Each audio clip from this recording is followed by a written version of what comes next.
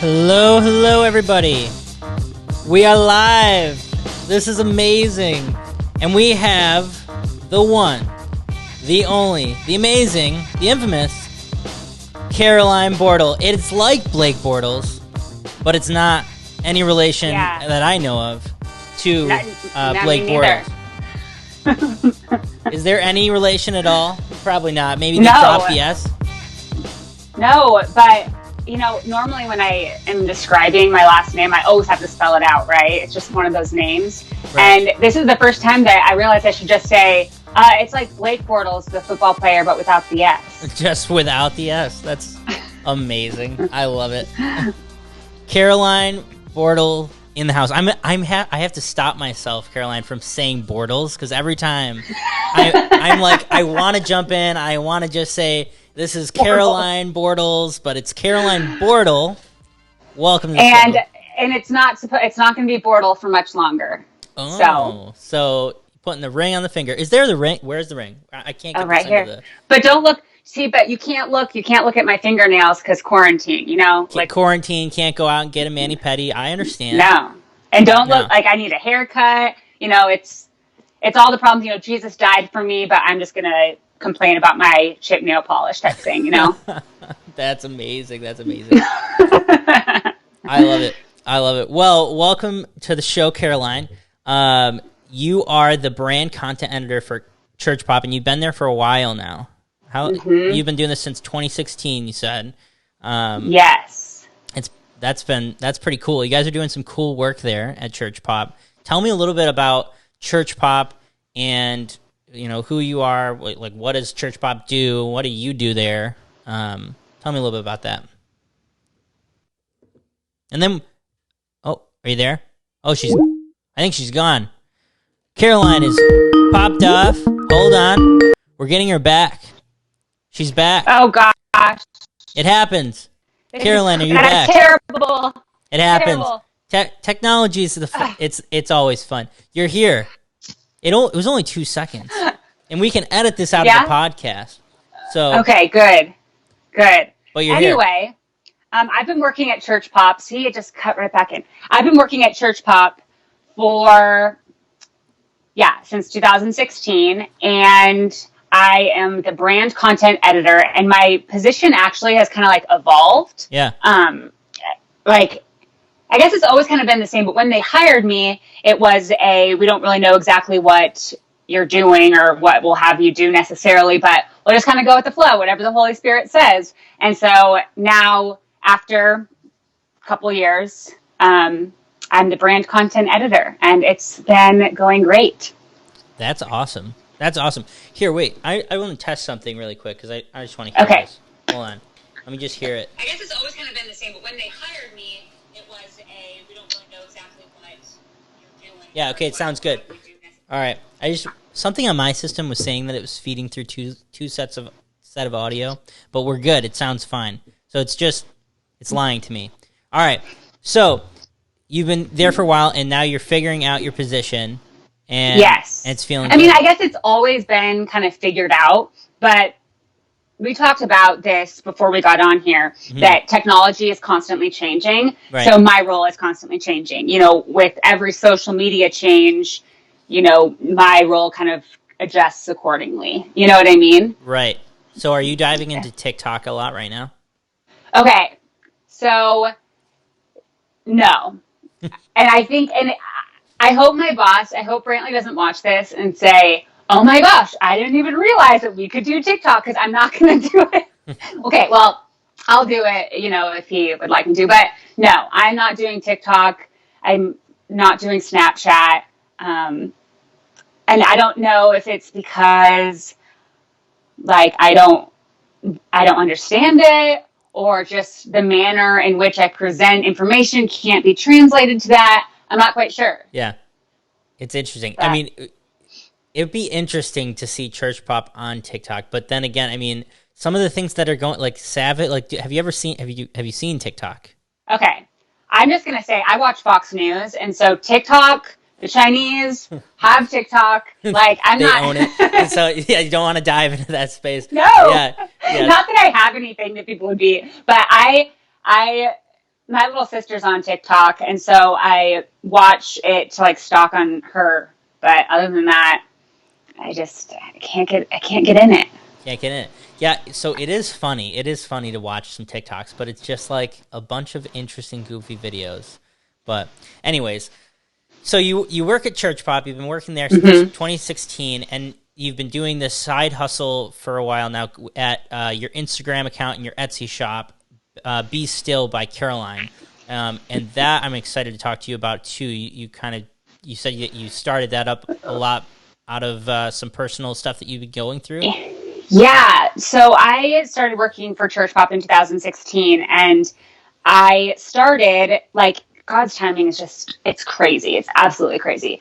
But I started, and it was around, like, a year since my reversion, since coming back to the faith. I was born Catholic, raised Catholic, the whole 9 yards, and then I kind of, like, drifted away slowly but surely. It got into a really deep, dark, terrible place, and, you know, XYZ happened, and then I ended up getting hired by Church Pop, which it was a very long period of time of, you know, getting to that point. But I started working at Church Pop, and I started working around the time when, like, myself, I was learning a bunch of things. I was kind of reintroducing myself to different devotions and the rosary, and just genuinely interested in liturgical living and finding ways to put my faith in my daily life, because that is one of the things that aided in me falling away from the church, because I didn't have anything that was like personal to me. You know, I was praying how other people prayed, and I was looking to the things that other people looked to, thinking that there was a certain rule book on how to be the best Catholic, right? Yeah. And when you like play pretend like that, like if your heart's not in it, it slowly but surely like crumbles away, in addition to other factors. But when I started working at Church Pop, I was like, this is great. I don't have a plan. Like, this was my thought. I was like, I don't have a plan or anything, but I'm just going to wake up every day and think, what does God want me to learn today? And what does God want me to share with other people? And so I started learning along with the Church Pop audience in 2016. I still do. Yeah. But that's when it started. And about, was it like 2 years, like a year, was it like a year into it? I think. Yeah. A year into it, I get my dates. Quarantine, I don't even know what day it is today. It's crazy. But, but a year or so into it, I started kind of getting restless, and I've always dealt with really bad depression, like clinical depression, since I can remember. Yeah. And I was having a hard time talking about my faith so much, and I wasn't making the time for personal growth and my personal spiritual life, because I felt that everything I was learning, everything I was doing with my faith, I had to share it with other people. You know, I was like, oh my gosh, I don't want anybody to fall away like how I did. Yeah. So I just need to share it with everybody. But in doing that, I wasn't paying enough attention to my own needs in my spiritual life. So I kind of started just getting restless, and I just had a really hard time in prayer. Like, I went days without praying, or like feeling like I, you know, could relax and rest. So I started doing stuff with my hands, and it all came up because it was a bad snowstorm in Denver, and I had gotten like some string and beads to make a little bracelet with this metal I found, like packing up my stuff to move or something. I found this little metal, and I made this bracelet, and I was like, oh my gosh, that was so relaxing. Yeah. And so I started making these bracelets while thinking of these saint quotes, because I have this habit of writing out quotes from the saints. Yeah. So I think that they're great conversation starters. This is a totally very long answer, but I promise that. But I find a lot of inspiration from the saints. Saintly intercession and liturgical living are both a huge part of my life today as a Catholic. So I found that it was a great conversation starter to pick up a quote from John Paul II, read it, and kind of pause and just at least like talk, be like, Jesus, that quote, what he was saying, and just like really applies to me in this way. or I needed to hear this because of this. And essentially just having this dialogue and then just kind of being silent after that and just waiting for that peace to come in my prayer life, and all the while making bracelets. So I was making all these bracelets for friends, and then I had to get a bunch of, and this actually goes back to me falling away from the church. I wasn't going to mass and I wasn't going to the dentist. So, I had a bunch of these root canals to pay for. And so I was like, maybe I'll start selling some bracelets, because I was making them anyway. You know what I mean? Like I was making them because, and I was like, I could create an Instagram community to share my story with people, because as we were talking about my story of dealing with that anxiety and dealing with all of like my terrible past, right?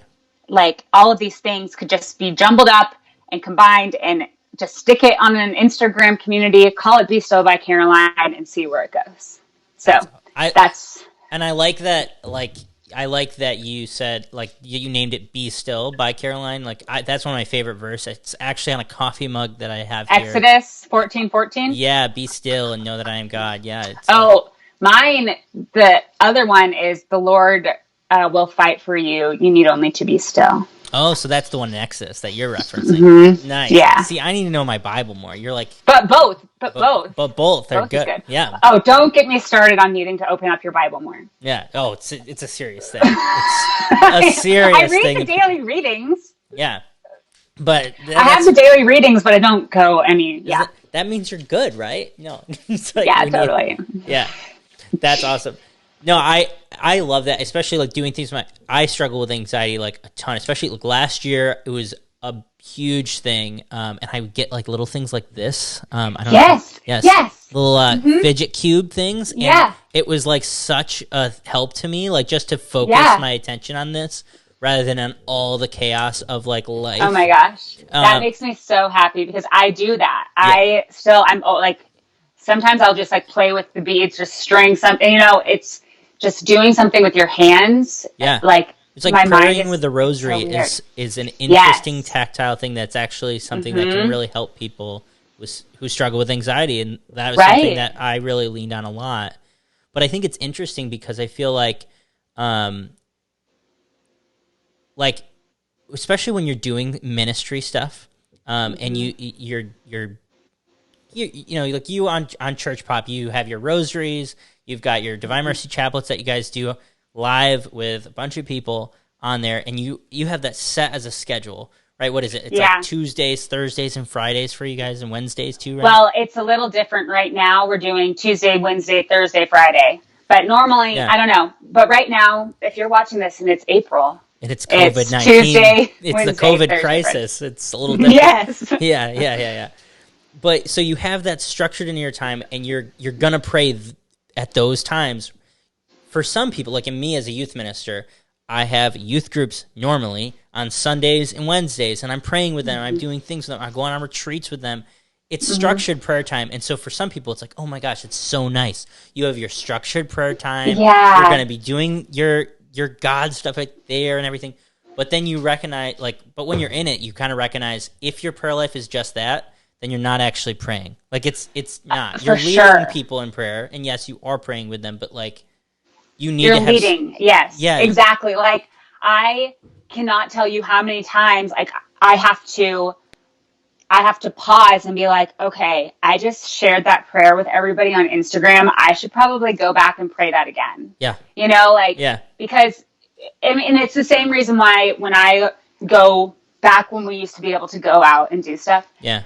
When I go and visit new churches, whether I'm in the U.S. or outside the U.S., I always walk around first and just kind of absorb it.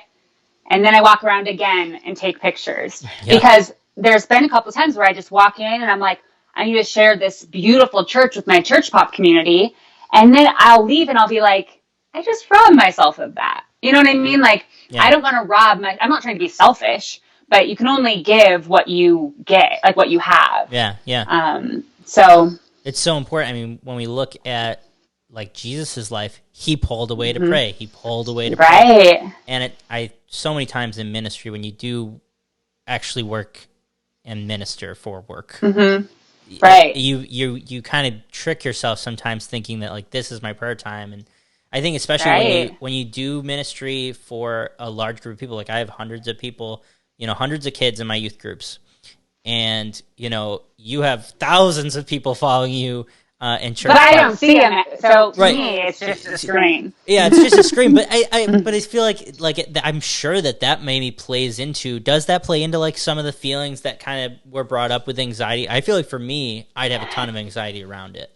I think a big deal that's always been I want to say it's a cross, but it may just seem vain to call it a cross.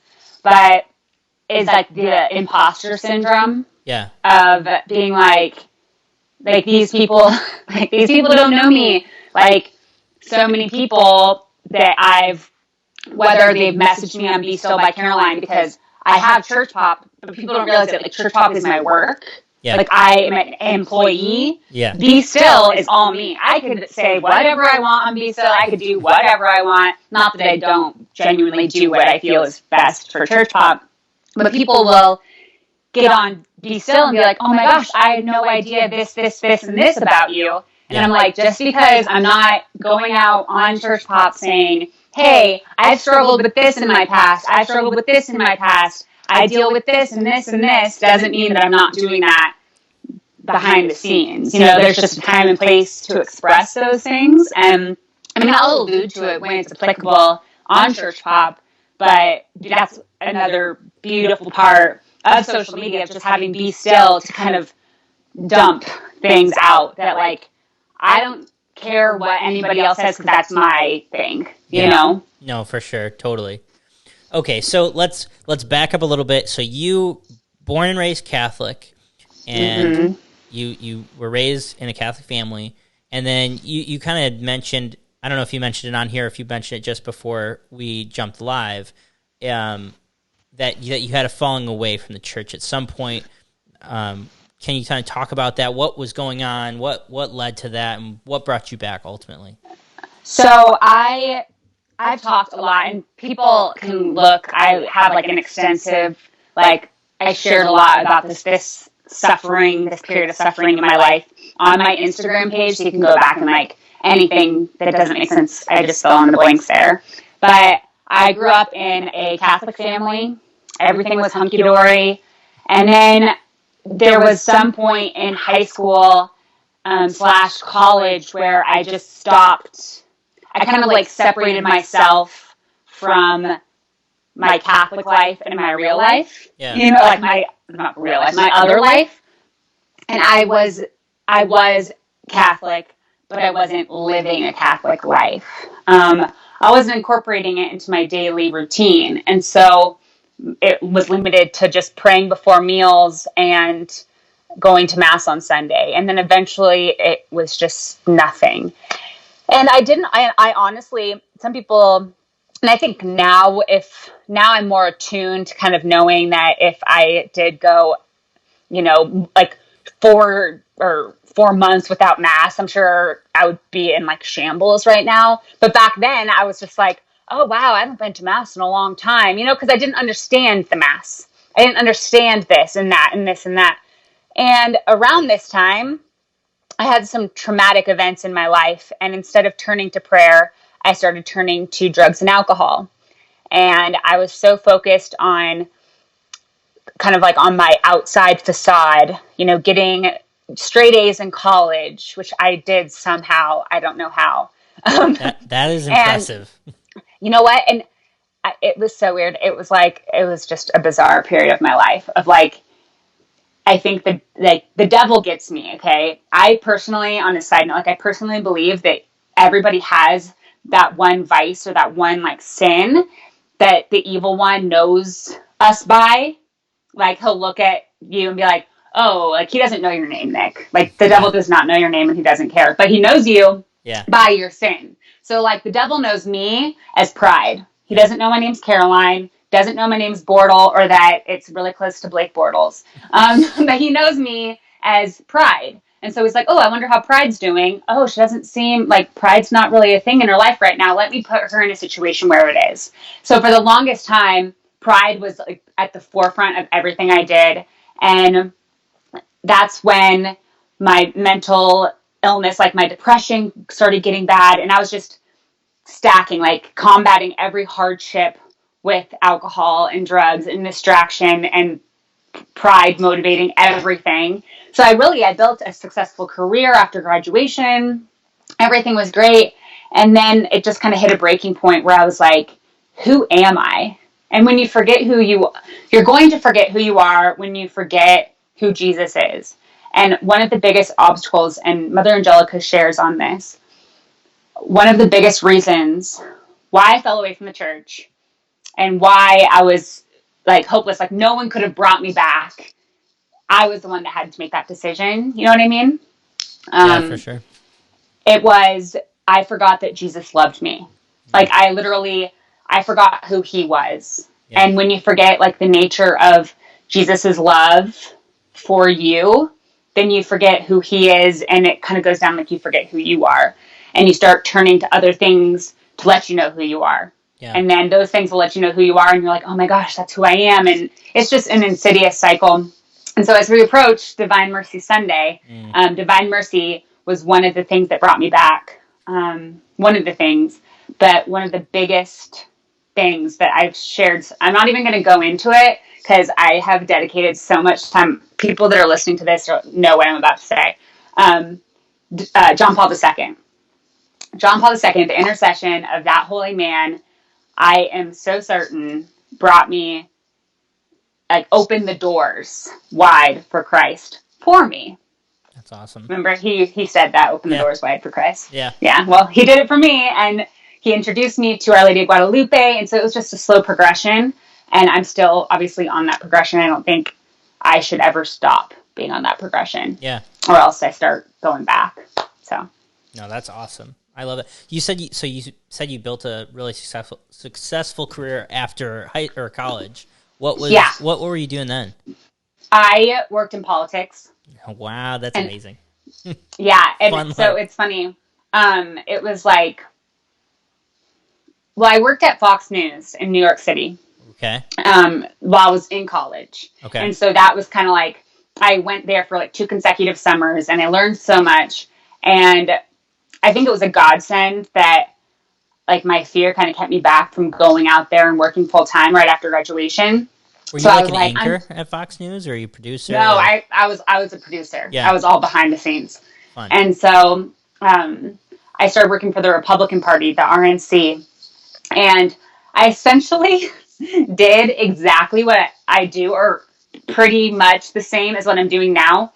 It's like, and I'm not saying that politics is evil, but it's like the conversion of Paul, how Paul was like, he basically had the same gusto and determination in his old life when he was killing Christians. And then he had this like come to Jesus moment, fell off his high horse, and he used all of that energy and enthusiasm and just like jump ships, right? Yeah. So I just kind of jumped ships. So you took all the energy that you were putting into the RNC and Fox News and all that life and just said, let's apply this to the Catholic world. Okay. Yes, but in between there was a year where I was a preschool teacher in Minnesota, and I took a little hiatus. How did this happen? What is? I know. Your life is amazing. So, born in a Catholic family, fell away college, came back through JP2, works for Fox News, and then the RNC. Oh, no. I fell away. I worked for the Republican Party and Fox News when I had fallen away. So it was just like chaos with the... It was like the work hard, play hard mentality. Yeah. And, and I just got into the classic example of like drugs and alcohol infiltrating our society. And a lot of people, I firmly believe that addiction is like a genetic thing, that some people grow out of that after college. Like, I always tell moms that are like, oh my gosh, my teenage daughter had a beer. It's like, listen, obviously that's bad. That's, but I think that, and you'll probably attest, like, as we were talking about before, mental illness and addiction, like, there's a difference between drinking a lot and being an alcoholic. Yeah. And feeling a little anxious because you're in quarantine and things are uncertain, to everything's great everything's fine, but you still have this feeling of impending doom. Yeah. You know? Yeah. Like, totally. there's a difference between those things. And there's a stigma around talking about it. Like, oh my gosh, in the Catholic community too. I'm calling everybody out. For sure. And honestly, like just hearing like this, people are probably like, I don't want to tune out, because it's just like, you don't want to face the problem and the issue that many people, probably more than would want to admit, struggle with any of these issues we're talking about, whether it be addiction or depression or anxiety or just, I mean, name a bunch, but those ones particularly have this stigma around them where people just don't want to talk about it. Or they don't want to admit like that's an issue. I think for me, I ran from saying like I struggle with anxiety a lot. Like I ran from wanting to say that. I wouldn't even name it because I didn't want it to be true, but it was true, and I just needed to name it so that I could actually fight against it. Right, it like holds you responsible. That's how I felt. Like, I mean, I felt that way with mental illness, but even as an addict, I was like, if I say it one time, it's out there. Yeah. And of course, like, God knows already, but still, you want to pretend like you have some control over that. But I think a lot of people. And it reminds me of this quote from Saint Teresa of Avila. And a lot of saints dealt with mental illness. Yeah. And it made them grow closer to Christ. You know what I mean? Like a lot of people, every saint had some sort of suffering. All of us have some sort of cross that we're called to bear. Right. And it could, a lot of the time, if you use it wisely, it'll lead you to heaven. But a lot of people I felt or I've encountered as somebody who has come out about addiction and anxiety, depression, that people often say, well, you're not praying enough. Yeah. Or that it's a sign of weakness in your faith if you're doubting or whatever. Right. And St. Teresa of Avila said that, I don't know the exact quote, but it goes something along the lines of, one should not say that one who is anxious is not praying enough. Yeah. They are doing more by offering up their sufferings and their anxieties than somebody else would be doing, meditating his head off and calling that a prayer. Yeah. He said something sassy like that, and I love it. But I mean, a lot of people, you don't realize that with clinical, like with actual mental illness, not mere feelings, but an existence, that you cannot pray. I mean, prayer obviously is the biggest weapon against that, but prayer, it's not like God's not a genie. Yeah. And prayer's not a slot machine. You're not like, oh yes, it's not a Band-Aid. Yeah. And if you try to like use it as a Band-Aid, you're only going to be disappointed and not pray anymore, because you're going to be like, well, that didn't work, you know? 100%. Are you a Star Wars fan? No. Oh, gosh. I've never seen any of the movies. Well, I know. We forgive you. Divine Mercy is here for Sunday, so you're good. But don't ask me about Lord of the Rings either. Oh gosh, man! I know. Oh my gosh, you got to get praying that chapter. We're gonna start praying that one for you. No, but there's this scene in the newest not the newest Star Wars, but the newest trilogy, the very first episode of the newest trilogy, where one of the characters, Finn, is gonna go and like save, these people from what's going on in this battle, and he looks over to Han Solo. And Han Solo's like, well, what do you think? What are you going to go do? How are you going to save him? And Finn looks to him and says, oh, we'll just use the Force. And Han Solo has this funny line where he just goes, that's not how the Force works. And I always relate that to prayer. Like, people look at prayer like, oh, we'll just pray about it and it'll be fine. No. And it's like, no, wait. Yes, sure. Absolutely. God has the power to do anything. And miracles can happen. Prayer does work. It's not that prayer. I'm not saying that prayer doesn't work, but just like you said, it's not like we're just slapping on a Band-Aid. Like, you're going to have to still suffer through these things and take action, because yes, pray about it, and God's probably going to give you the grace to take the action that you need to take. Yeah. But we need to act. We need to respond to the grace God's giving us. And I think that. And we're not changing God's mind. Like, I think over time, I mean, our society in general is like thinking that we have more power than we actually do. And so we're like, well, we're going to pray about it, and we're going to change God's mind about this. It's like, no, he literally just wants to hear your voice. And again, I'm not saying that you shouldn't pray and that your prayers don't matter, because they do.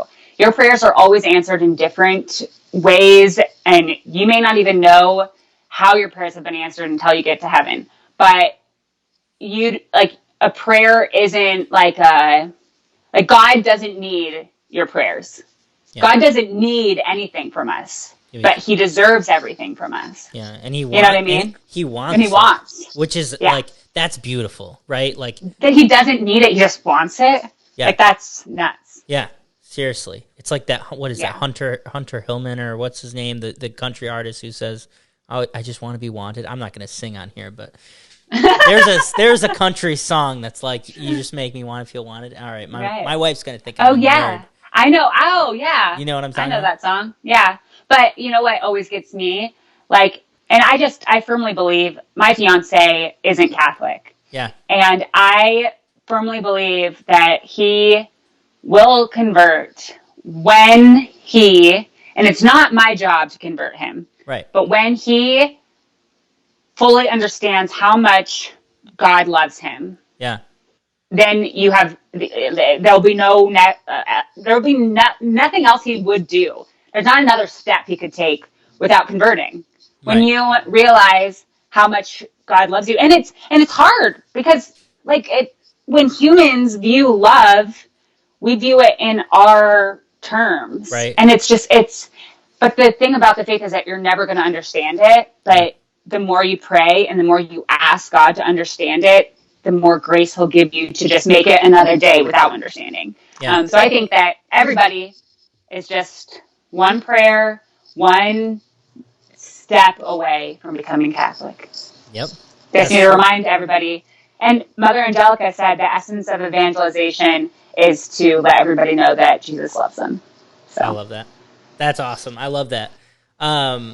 So you said you have a fiance. You're getting married here in a bit. But you told me before this that your wedding was postponed because of everything going on with COVID. Yeah, my wedding was canceled because of COVID-19. And people are like, it wasn't canceled, it was just postponed. I'm like, well, it was canceled. It was canceled. It was supposed to be May 1st here in Denver. And first, our venue, our reception venue, canceled. But we were like, okay, we'll just reschedule the reception and just have the ceremony. And then it got to the point where it could only be 5 people, gathering of 5 people or whatever. And we're like, you know what? I can't get married without my parents. You know what I mean? I just can't do it. Yeah. And they live in Texas. And so I was like, but then once it got closer, I was like, all right, okay, maybe it'll just be Marshall and I. And we can't even get a marriage license right now. Wow. And so it's just so many different factors. So we're like, okay. Are you devastated as a bride? Oh my gosh. And this was a couple weeks ago. Right now, I'm talking about it, and I've been sharing about it here and there to other people, and they're like, "Oh my gosh, you're reacting so well." I'm like, "No, I did not react well for a good week. It was bad." There's so much that goes into it. You have to get the venue, you have to get the vendors, you have to, and it was so close. Travel for people coming in, and we had just sent out our invitations. Oh no! So RSVPs are coming in. Oh, and it's like everyone's it makes my stomach hurt. Mm-hmm. Oh man! So then we look up, and our reception venue doesn't have a free weekend until May 7th of next year. And I said, that's not going to happen. So we're getting married on a Monday in September. Oh my gosh! That's wild. So, how are you feeling? So is it Monday in September, and is it going to be the same setup or? Yeah, so everything's going to be the same. We don't know if people are going to be able to come, but right. So fingers crossed, and hopefully people can make the adjustments. Right. Oh my gosh. Right. Well, we're praying for you for that. But the worst thing about it was the date, and this is why everybody that's watching, please pray for me on May 1st. Please, or just pray for me in general. That's great. But May 1st, we got engaged over a year ago in March, and we chose May 1st, 2020, because it was the feast of St. Joseph the Worker. And he is Marshall's patron saint. Marshall works with his hands. He's a foreman on a construction something. And Joseph is my confirmation saint. That's cool. And I prayed to Saint Joseph to lead me to a husband that will lead me to heaven. That's Da Vinci's too. That's Oh, amazing. sorry. That's all right. That's all right. That will lead me to a man that will lead me to heaven or get me to heaven. And I prayed to Saint Joseph, and I met Marshall relatively soon afterwards. And so May 1st was a big day for us because it's the feast of Saint Joseph. And then I started the consecration to Saint Joseph with plans on incorporating the consecration prayer into our ceremony on our wedding day. Wow. And giving flowers to Joseph and Mary during the presentation of flowers. So just a bunch of little things That's that, like, so cool. That's what breaks my heart the most, you know? Yeah, missing But those. But another thing is, as I was saying before, I'm still doing the consecration, which the consecration to Saint Joseph from Father Donald Calloway. Yeah. It's absolutely incredible. And I am pretty sure, like, Saint Joseph had a lot of things in his life not go as planned, like a ton of things that didn't go as planned. Yeah. And he still went with it. And I think that me doing the consecration still is really giving me the grace to kind of look beyond and get ready for September 28th. September 28th. That's my mom's birthday, I think. Or is it the day before? One of those. Well, it's the day before the feast of St. Michael the Archangel. That's awesome. And he's another favorite of ours. Hey, that's a good day then. That's a good day then. Yes, it is. Yes, it is. So everything's going on right now with COVID-19. How is that impacting? Like, how is your life and your quarantine? You know, what's going on for you with this? Literally, like, this might make people jealous, but nothing has changed. That's how my wife works. My wife works from home, and she's like, "This is just basically normal life. It's just you're here now more." And it's funny because, like, number one, I'm a homebody. Mm. Number two, I work from home anyway. Yeah. But the longer I'm like a homebody, and like my current situation of like my office is at Marshall's, and so like having to adjust certain things like that, and like I did appreciate going to one or two places. So, like, it's kind of getting to me, but the library. Yeah. The library being closed is really hard because I used to go to the library, and obviously Mass is it's devastating. Right. But otherwise, I'm just missing the church and missing the library. And other than that, everything's pretty normal. So, what about you? For me, it has been chaotic. Mostly everything's normal. Obviously, I'm not going into the office much. We're working remotely.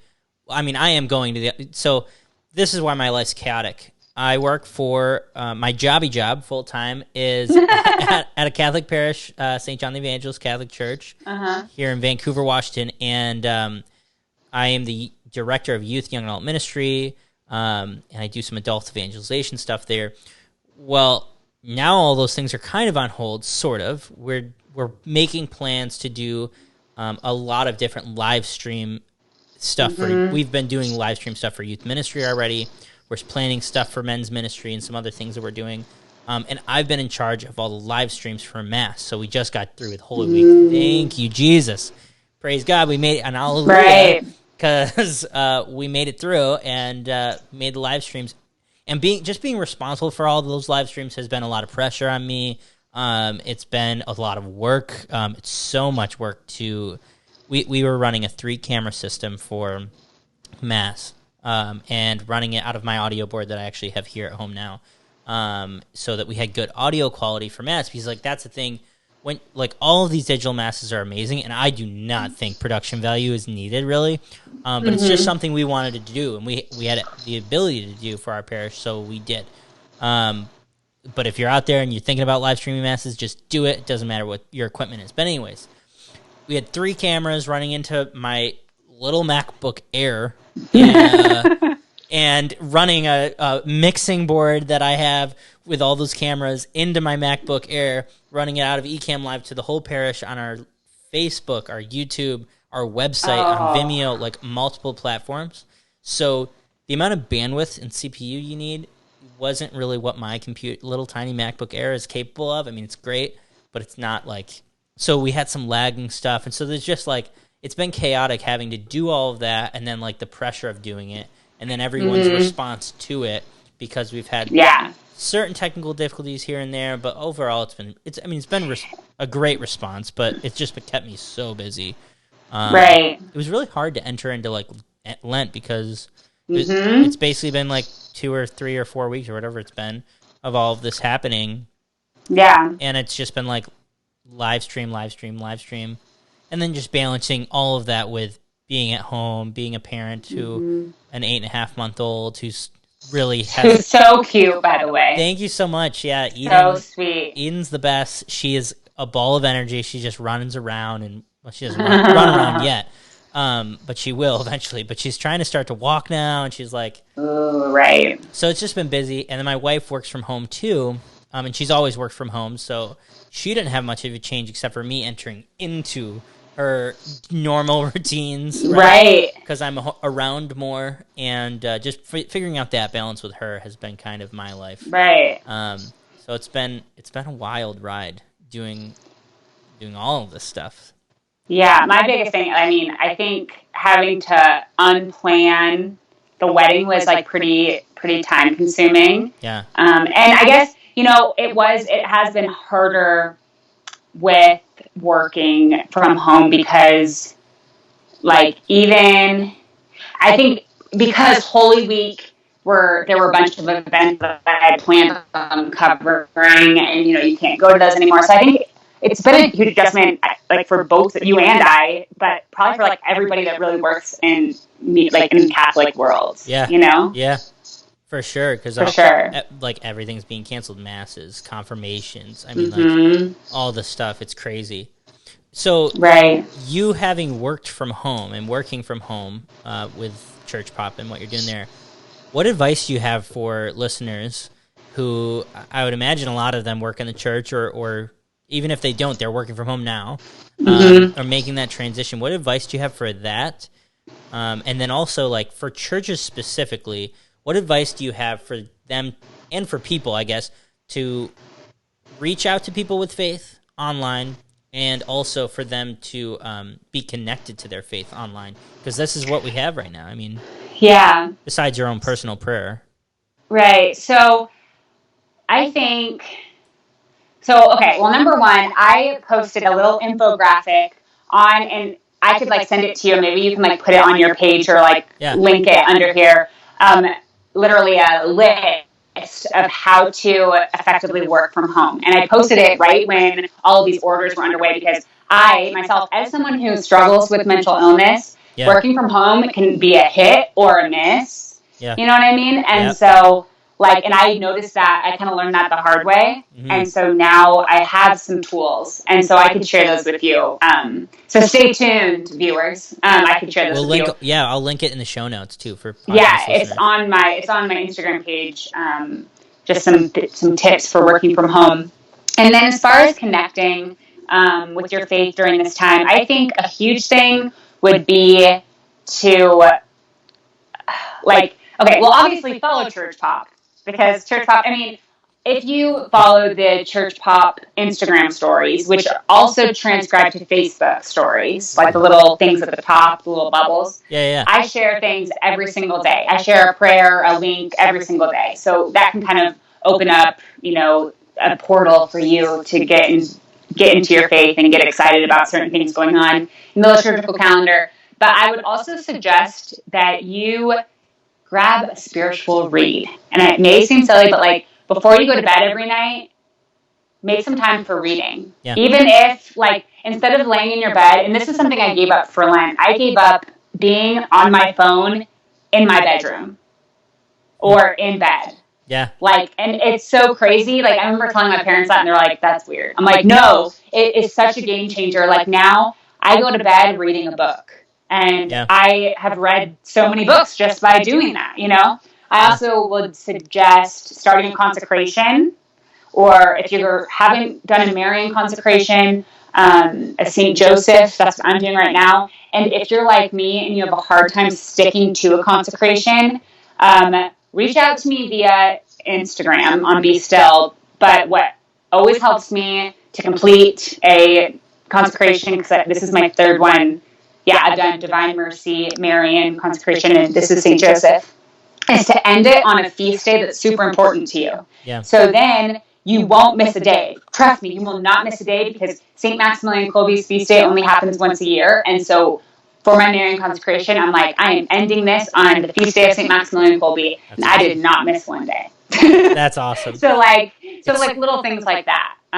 That's such a good and point. Then, I've never thought about that. Like, we have we have this time that's it's not a set time, but it's very much like we have a certain amount of time that we have to be in this quarantine. Take some time and do a consecration. That's awesome. That's a good idea. I love that. Another thing, I mean, there's obviously a ton of like different live streams and so many cool things that different accounts are doing. But if you want to keep it simple, just do a consecration and maybe do some fasting. Kind of like elongate your Lent. I like it. It. I mean, just super simple things. I think a lot of people I kind of got overwhelmed for a little bit, because there were so many things just vomiting on the internet of how to maintain your faith, how to do this.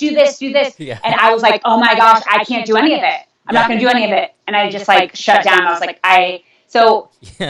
you're going to get a lot of advice. Even I just now gave you advice, but like, make sure don't overdo it. Don't take too much on, because then you're just going to get discouraged. Literally, Jesus just wants you to talk to him. Yeah. Like, that's what he wants from you. Jesus, this is not a test. Jesus is not sitting here like, let's see what you're going to do working from home. Yeah. That's not what's going on. So just do what's best for you, for your family. Do some liturgical living, follow church pop, surround yourself with little reminders of your faith. I started going on a walk after dinner. Like, Marshall will go on a walk with me, and we'll just walk and just talk. Yeah. So I've been spending more time away from my phone when I'm not working. Yeah. Those are just some of my humble examples. And then I have tips on working from home on my main Instagram. That's awesome. So go and check that out at Be Still by Caroline, and you can see everything that she's posting there, get to know her a little bit more, and check out her Etsy shop, because it's got some really cool stuff that she's working out and making with her hands, like we talked creating in the world. Yes. So you go check that out, and check out Church Pop. They Caroline's on there. You have Tuesdays and Wednesdays rosaries 4 p.m., Thursdays rosaries 5 p.m., and Friday Divine Mercy Chaplet at 4 p.m. Am I correct? Yes, that's during April. That's during April, and then you'll be following them, so you'll know what all the updates. There you go. Yeah, so check out Church Pop. And you can join. You guys have over like 500,000 followers there that are just like praying and making Christian culture fun. Yeah. You guys, fun, informative, and inspirational. That's amazing. I love it. I love it. So to close out the show, Caroline, you said pick up a spiritual read. What is a book that you would suggest, or a book or two? It doesn't have to be spiritual. It could be any book that you'd suggest to people to pick up and read during this time that you love. Okay, so get your pencils ready. Just kidding. The Diary of St. Faustina, obviously, my favorite book aside from the Bible. But here's the kicker. Do not read it from cover to cover. So many people, I just want to put this out there. Do not get the Diary of St. Faustina and read it from cover to cover, because something will get lost in there. You need to take it chunk by chunk, because it's an incredible read, but do it bit by bit. That's number one. Number two, I have personally read every single encyclical and speech written by John Paul II. And if you ever are feeling down, feeling low, go and just dip into the writings of John Paul II. He's wrote poetry. He has so many plays. He was the Pope. Plays. Yeah, he was the Pope for so long. Dig into something. If you need a suggestion, I could give you a suggestion. Many suggestions. What's your favorite encyclical by him? I really like the Divine Mercy one. Divine Mercy one? That's awesome. Mm-hmm. I really like about Mother of Mercy. Redemptoris Matre. Is that? Yeah. That's the one. I don't know how to say it, but that's a good one too. Latin. All of his are so good. My favorite letter, I love his letter to artists. Yeah. And letter to women. That's awesome. If you are a woman. My wife, she had I think she was doing a little small group that Blessed Is She put out on the letter to or women. was it? Or no, it might have. No, it was Endow. Endow. That's right. Mm-hmm. That's right. Endow. Yeah. That's awesome. Endow's my jam. Yeah. They do some cool stuff. They do some really amazing things. Yeah. They're here in Denver too. Oh, really? So yeah, the Augustine Institute is here in Denver. That's cool. And then another one that's just for fun, the Screw Tape Letters. So good. Yeah. So good. It'll make you think about sin in a whole new way.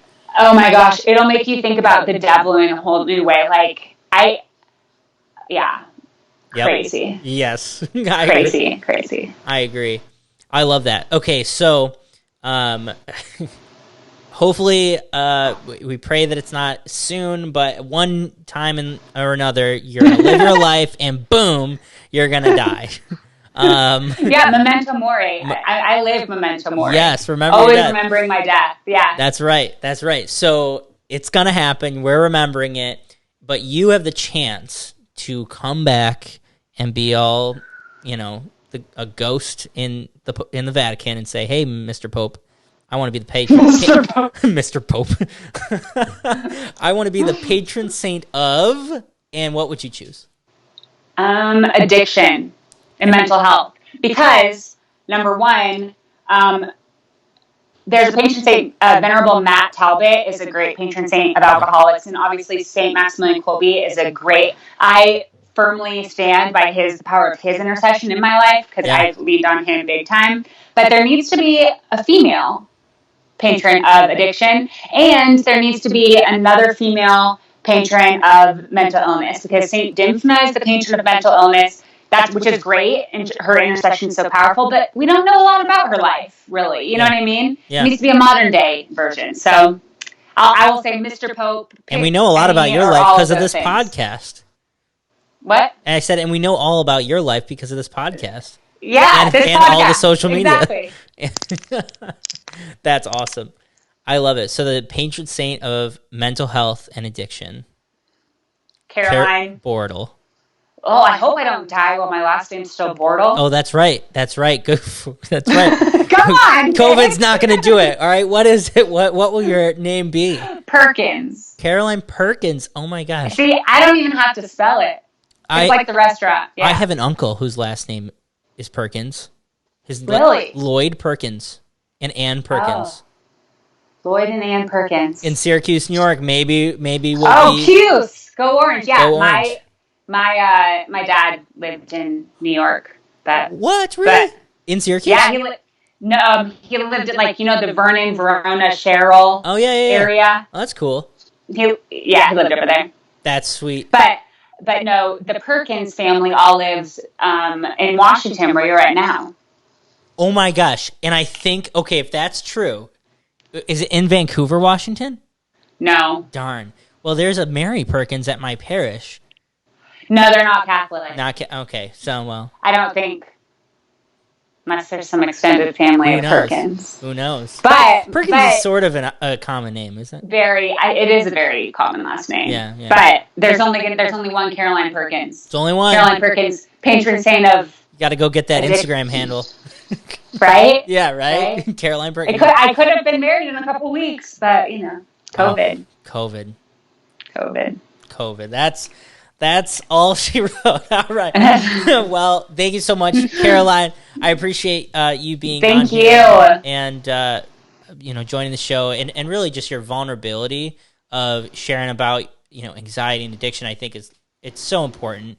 So thank you so much for being courageous enough to share it. It means a lot to me, and I think it'll mean a lot to a lot of people. We need more people who are courageous like you. Thank you. Who share about that stuff. Thank you. Yeah. So thank you. So just thank you for doing that, and thank you for being on the show and chatting about it.